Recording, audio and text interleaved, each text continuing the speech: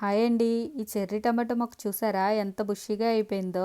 అందుకే ఈరోజు ప్రూనింగ్ చేసేసుకున్నాను. మొత్తం ప్లేస్ మొత్తాన్ని కవర్ చేసేసింది. అందుకే ప్రూనింగ్ చేసేసి దగ్గరగా కట్టేసుకున్నాను. ప్రూనింగ్ చేసిన తర్వాత మొక్క చాలా ఖాళీ ఖాళీగా అయిపోయింది. అండ్ అలానే ఇప్పుడే కొత్త పువ్వులు కాయలు ఇప్పుడిప్పుడే స్టార్ట్ అవుతున్నాయి. చూడాలి ఎలా ఉంటాయో. అండ్ అలానే ఈరోజు వంగ మొక్కలు క్యాప్సికమ్ మొక్కల్ని కూడా ప్రూనింగ్ చేసుకున్నాను. ప్రూనింగ్ చేసుకోవడం వల్ల చాలా యూజెస్ ఉన్నాయండి. ప్రూనింగ్ అంటే ఏంటి, ఎక్స్ట్రాగా ఉన్న బ్రాంచెస్ని లీవ్స్ని కట్ చేసేయడం కదా. అలా కట్ చేయడం వల్ల ఆ బ్రాంచెస్ లీవ్స్ పెరగడానికి యూజ్ అయ్యే ఎనర్జీ కాస్త కొత్త పువ్వులు కాయలు రావడానికి అనేది యూజ్ అవుతుంది.